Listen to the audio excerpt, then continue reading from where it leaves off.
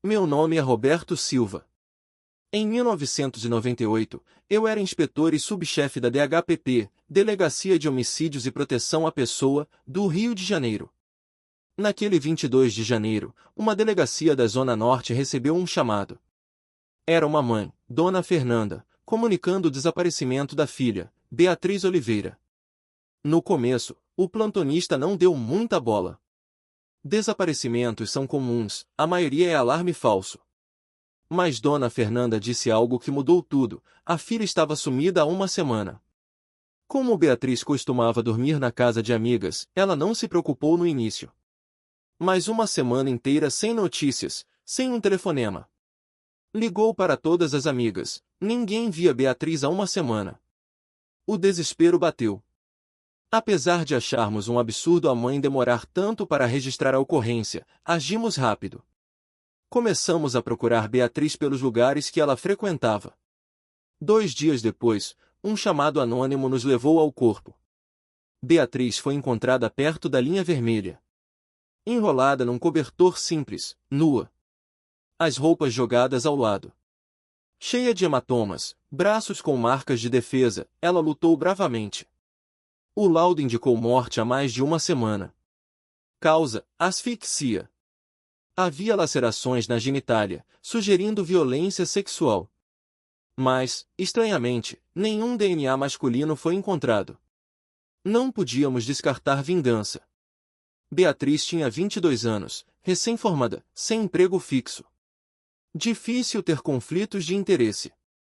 Amigas diziam que era alegre, não arrumava briga, sem rolos amorosos. Nem namorado ou ficante sério ela tinha, segundo a mãe e as amigas. Ninguém sabia de um possível suspeito. Apelamos para a mídia, oferecendo recompensa. Dias depois, uma pista. Em 30 de janeiro de 1998, uma mulher ligou. Disse que, na noite anterior, numa boate na Lapa, ouviu um homem se gabando de ter matado Beatriz Oliveira. Os amigos dele o chamavam de Clóvis Pinheiro. Ela achou que deveríamos investigar. Imediatamente, mandei levantar a ficha de Clóvis Pinheiro. Nos registros civis, muitos homônimos. Mas, após checagem, nenhum batia com a descrição da testemunha da boate. Nada.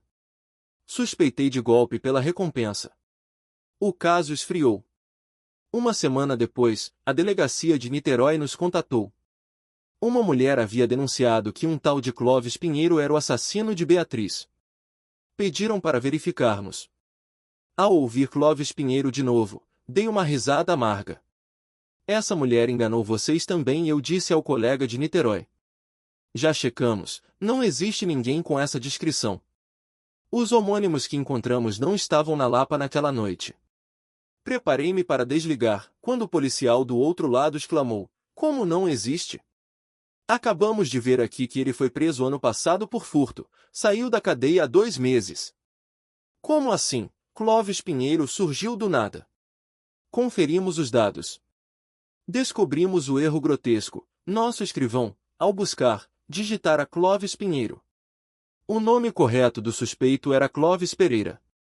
Uma letra trocada, um sobrenome diferente, e a investigação quase foi por água abaixo. Uma verdadeira palhaçada. Clóvis Pereira, 36 anos. Sem crimes graves, só pequenos furtos. Uma condenação por roubo no ano anterior, 6 meses de cana.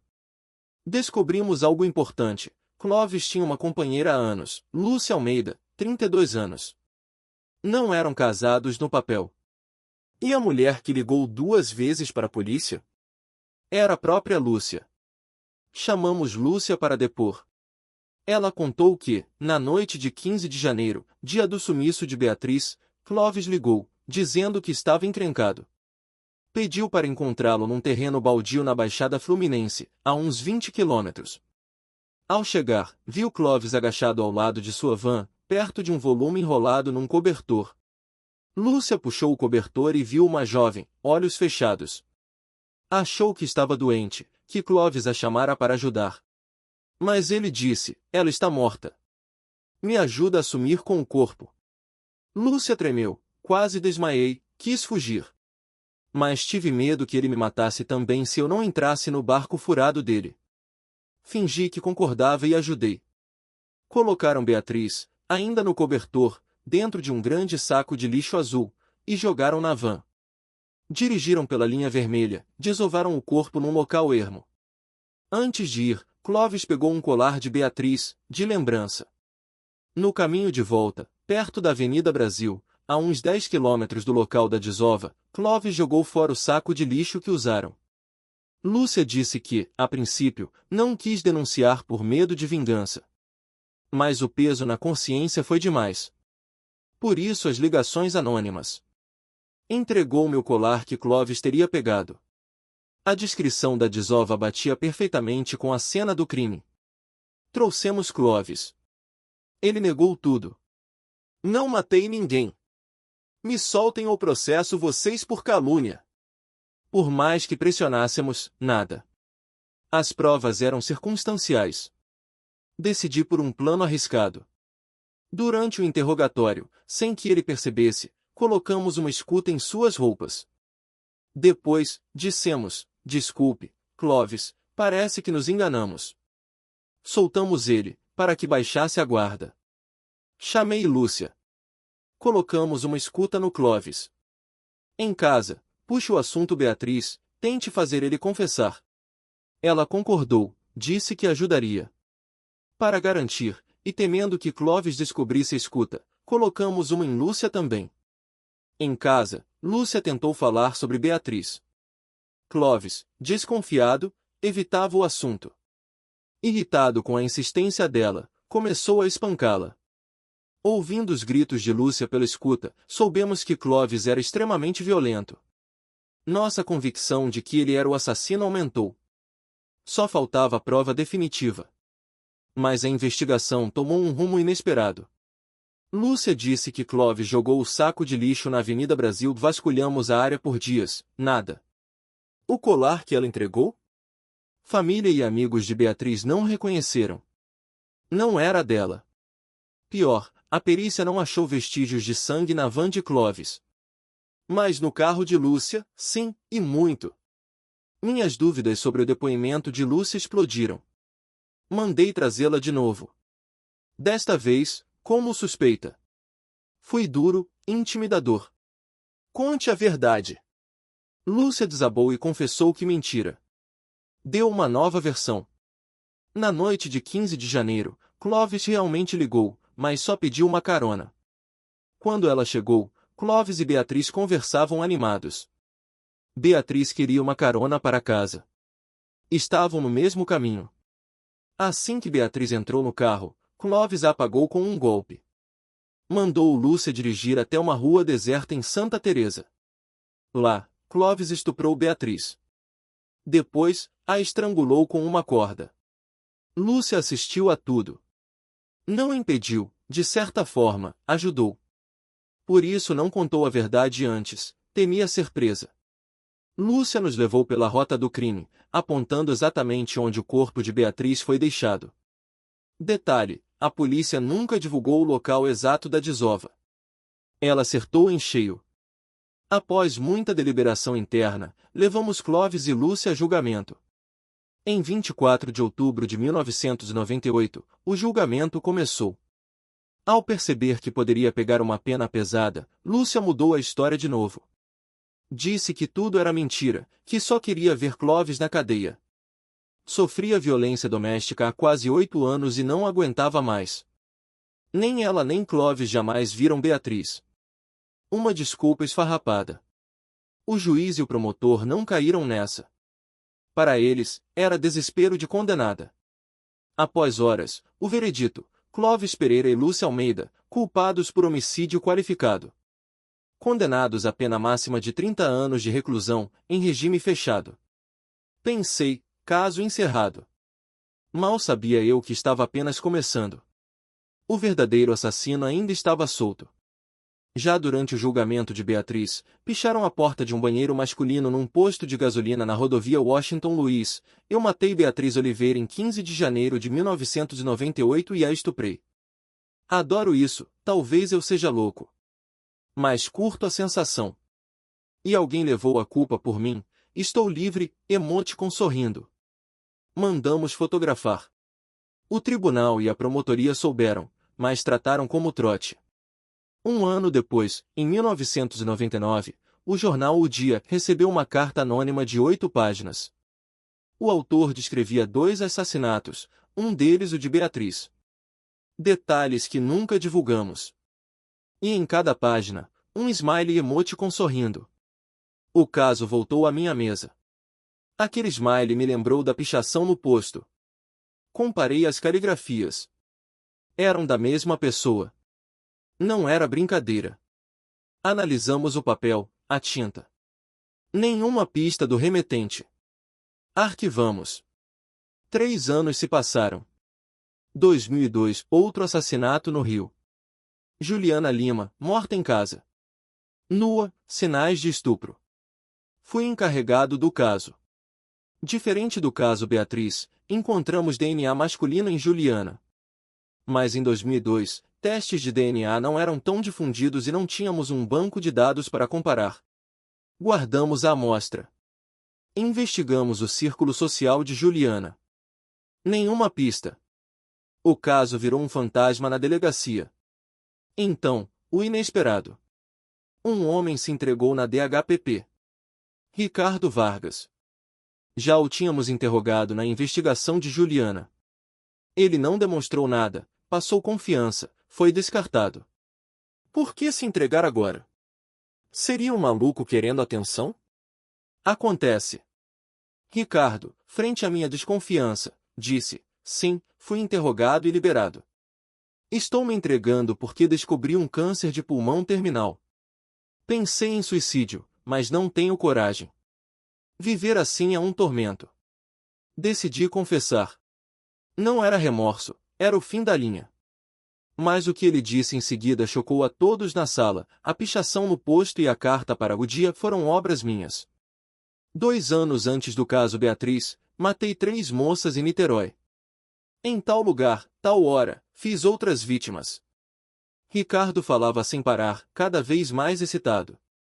Eu e os outros policiais mal conseguíamos fechar a boca. E não parou por aí. Ele listou mais de 60 nomes de mulheres. Algumas mortas, outras feridas, algumas tentativas frustradas. Após verificação, confirmamos 6 vítimas fatais.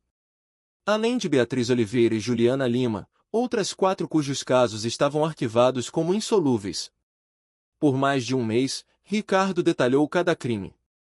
Os detalhes batiam com as cenas dos crimes, informações que nunca divulgamos. Era ele. Um serial killer brutal. Ricardo contou sua história. Nascido no Rio em 1960. Pai alcoólatra, violento. Apanhava muito. Desde criança, era diferente. Aos 5, 6 anos, caçava animais e os matava cruelmente. Sentia prazer nisso. Essa psicopatia o transformou num monstro. Perguntei especificamente sobre Beatriz. Se ele era o culpado, Clóvis e Lúcia eram inocentes. Em 15 de janeiro de 1998, recordou Ricardo, encontrei Beatriz andando na rua. Ofereci carona, levei-a para minha casa, fiz o que fiz. Depois, larguei o corpo perto da linha vermelha. Fugi para outro estado por uns dias. Pedimos que nos levasse ao local da desova. Ele nos guiou precisamente ao ponto onde encontramos o corpo de Beatriz. Um local que nunca divulgamos. Não havia dúvidas, Ricardo Vargas era o assassino de Beatriz.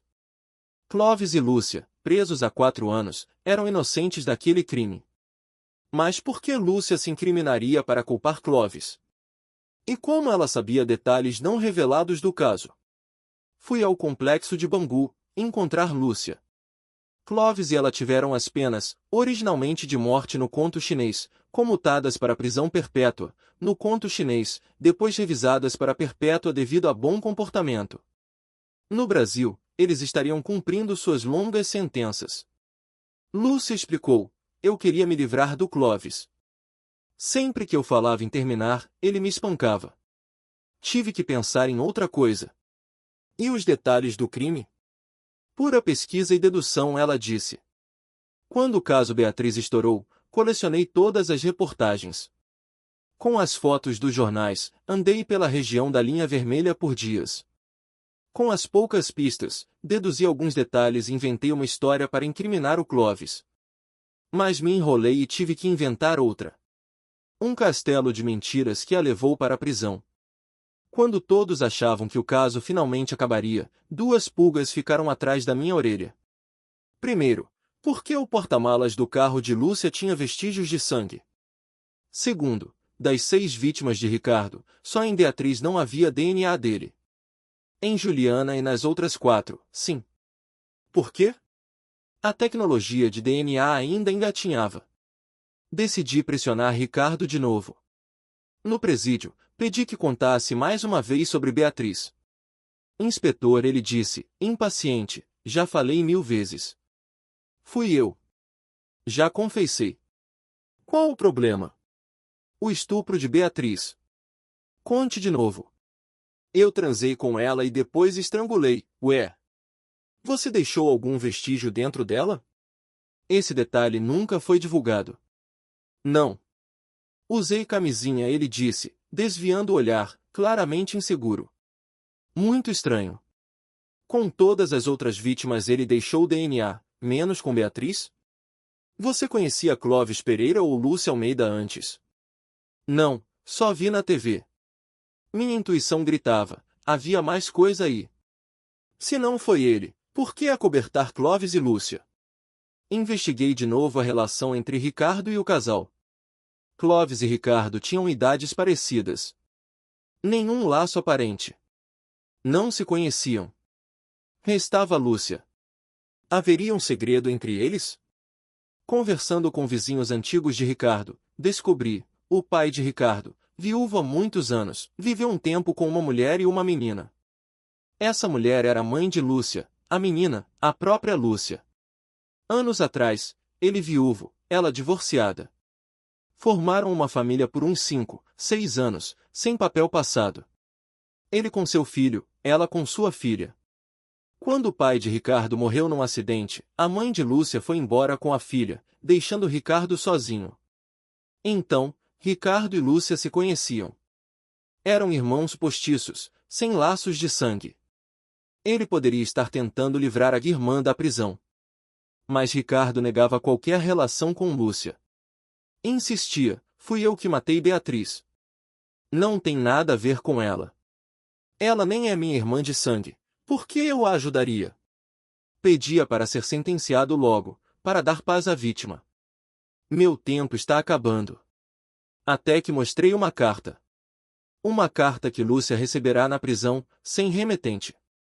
Parecia um amigo dando força. Lu, lembra do nosso esconderijo de infância? Sinto falta daqueles tempos felizes. Você também, né?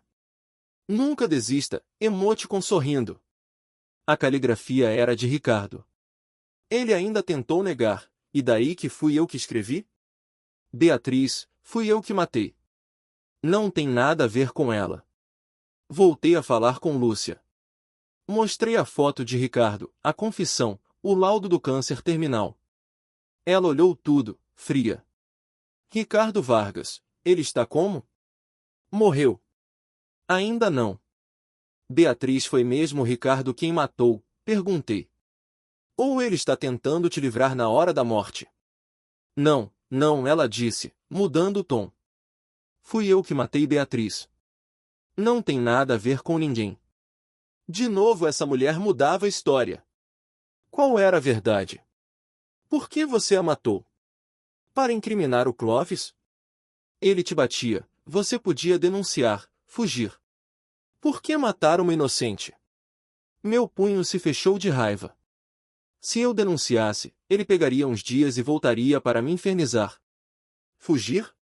Ele me acharia. Usaria minha mãe contra mim. Minha mãe está acamada, numa casa de repouso. Não posso levá-la. Tentei matar o Clóvis várias vezes. Mas ele é mais forte. E desconfiado. Só apanhei mais. Então ela contou algo chocante. Naquele dia, eu estava andando à toa, Vi Beatriz. Ela discutia preço com um cara. Ouvi um pouco, ela era garota de programa. O cara não quis pagar e foi embora. Ela ficou sem cliente.